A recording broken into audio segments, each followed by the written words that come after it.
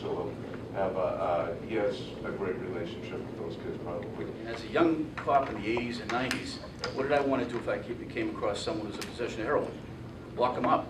That's a nasty, dirty drug, right? Lock them up, put them in jail. Now it's become so prevalent. That's not the answer anymore. So we have to look at alternatives, and it's becoming so prevalent now. These alternatives we have to look at are drug courts. I had a chance a few weeks ago to sit in on drug court. I met with a probation officer from Fall River Drug Court. I met with Judge Welsh, who's the drug court judge in Fall River, an outstanding judge and very patient with these people. I sat through a whole afternoon session of drug court, and I was amazed at what I saw. He came out and said to me, he goes, our recidivism rate is really drastically been reduced because of this program. I don't have statistics on it, but he said it's been reduced significantly. People in that program are not, you know, your high school kid that's, now he's 18 and 19 now, and he was prescribed oxycodone because of an injury, and then he ended up buying pills illegally, or he began shooting heroin. Those aren't the people in drug court. Drug court, they're people that are have been maybe addicted or maybe been doing drugs since they're 8 or 9 years old, and they're committing other crimes. The crimes they can't commit being in drug court, they can't be a dealer. They can't have possession with intent to distribute. They can't have any trafficking or anything like that. Or they're not eligible for that. And they obviously have to request to be in drug court. They have figured out ways of knowing when they're lying to the probation officers about not being able to show up for a drug test or not being able to show up for some reason to be there for court. So I think drug court's a good thing. So that's one alternative.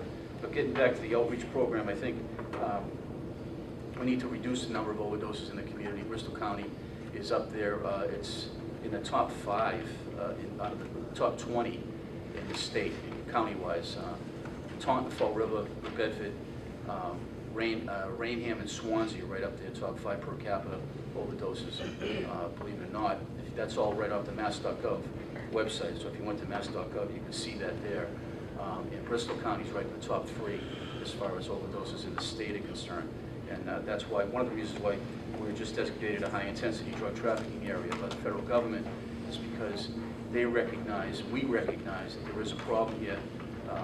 That obviously we still need to enforce the laws, particularly we want to get the drug dealers, and we want to stop that influx into our community, but at the same time we want to help get people into recovery programs, long-term recovery programs, by reaching out to these clinicians and these counselors. So as a police chief, that's one of my goals. It's hard to convince police officers that this is the way we're going to go about it, because cops on the street want to lock people up for this thing. They don't want to say, well, what's this chief's idea? You know, what's this idea he's coming up with about, you know, helping these people out? We want to lock them up. So it's tough to convince people of that, particularly police officers, young patrolmen.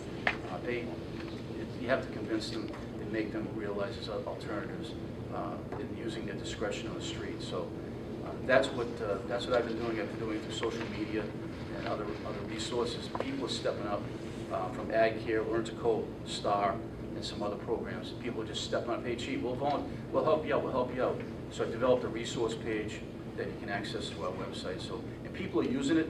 I can see communication on the Facebook site for the Somerset Outreach Program between counselors. And hey, the person just called me from that phone number, call me back. So we're a conduit right now for that. Hopefully we can expand on that and improve on that. But from my standpoint as a police chief, that's what I want to do in the future. And I think that's what we have to go in the future, because as I said, we can't arrest our way out of this cycle of addiction. And we want to also affect the economic compulsive violence portion of this, or economic compulsive crime that's related to this, because you know that people are committing these crimes, armed robberies, burglaries. Why? They need cash. What do they need cash for?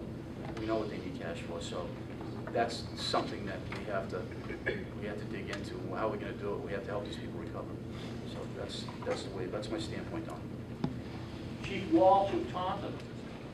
We've had no one refuse. We'll go knock on the door, but we're allowed in. It consists of 1 or 2 police officers. People, we trained on how to go into a house, because, I mean, we hear horror stories. You go in wearing a lot of jewelry, you're wearing high heels, whatever. It can create problems in the society. So they're trained, you know, they're the professionals in their area, but We provide the safety training to them, so if there's any issues, they know how to react. And we follow up. It's like, we'll provide you information. This is what, learn to cope is. This is what Seven Hills is. Do you need Narcan training? We'll set that up for you. I mean, I carry Narcan. I've used Narcan. It's part of the reality of policing today. Because I've been to the emergency room and listened to parents crying about their kids or their grandkids overdosing again and again and again. And I said, we're not going to arrest our way out of this situation. I don't think any chief in the state at this point thinks that. The real direction we need to go to is treatment and prevention, but treatment. And unfortunately, that's where it's failing in the state. You have to be able to find a bed to put someone. I mean, in my emergency room, I'm a regional hospital. There'll be people sitting there for 3 days, 4 days, waiting to get treatment. Do you think we have a drug problem? Go across the street. Probably not politically correct to say this, but go across the street to the House of Correction. You don't think those inmates are getting their drugs? They're getting their drugs. We talked about drugs for when they get out. Well, they got drugs in there. I mean, it's not like they're going to withdraw. The placement problem is so bad that what most caseworkers tell you, that is, we're trying to get you a bed, don't stop using. Because it might be a long time before you get a bed. So, that's my 2 cents. I'll take any questions when you're ready. Yes, why don't we open it to questions from the floor now? For all the chief. Hi, Chief Walsh. You made a comment about marijuana legalization being correlated with the opiate epidemic. Can you please explain that more? Well, basically what happened is the Sinaloa cartel in Mexico started seeing the demand for marijuana, the profit model for marijuana change in the United States because of legalization. They were considered if it was legalized, they won't be able to smuggle in the United States and make money. So there's actually a couple of books written on this at this point. They actually intentionally changed their business model. So instead of being a marijuana distribution chain, they became a heroin and now fentanyl distribution chain to make money. So it's not because we made marijuana legal, it's just that this criminal enterprise has shifted its business model towards heroin and fentanyl. Even though, to tell you the truth, marijuana is still the most dangerous drug in my community, because my murders are usually involved in marijuana trade. They kill each other. The heroin dealers are organizations, and they don't. That's a side issue. I can't remember the last time we arrested someone for marijuana distribution, let alone possession, now that's decriminalized.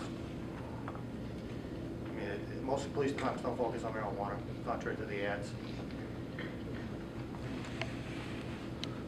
Get them off the ads. So the DARE program is widely regarded as like a huge failure. So what steps are you taking to educate and inform like school-age children, not only on like opioid use, but drug use in general? Well, I'll jump on that real quick. The problem isn't a DARE program. The problem is that those programs appear in the schools. The health programs were decimated because of MCAS. All the health programs, when I can see over the last 10 years, have been basically zero budgeted. So any of the prevention programs, let alone DARE, DARE was a good component, but if you have DARE and nothing else, you're not going to have a successful prevention program. So it goes more than just DARE. You actually have to have health programs in the schools that help the kids make healthy decisions and choices. George? Well, the DARE programs, I'm an adjunct at Bridgewater State, so I've been there about almost 10 years now teaching in criminal justice. And so since I started in 2006 until now, I ask every class I teach, there's about 40 kids in each class, and I ask them how many people had DARE. And obviously 2006 and 7, most of the class raised their hand. Now I asked them, this class I taught today, I asked them a couple weeks ago, how many people had DARE? Probably 4 people out of 20 had it. And then I always ask the question, did it have any effect at all? Anybody? Nobody raised their hand. Did it? And they said, well, what was the effect it had? Well, it educated us about drugs and alcohol, right? So it had probably the opposite. Daryl Gates's model in 1991 may have been good, but I don't think, as you said, it was a failure in my opinion. So how do we educate people? Well, I think the parents have to be involved. I think parental efficacy is extremely important. I think that's where we're tailing off is good parenting skills that a lot of people don't have. And we see a lot of people, and I'm not saying that this is a blanket statement for everybody, but I think we can probably all agree that if we have good parental efficacy growing up, that it's going to keep us educated, and keep us on the right track. And for a lot of members in our community, we are the parents. because they call us, because they can't parent. For Chief Berkowitz, could you describe in more detail the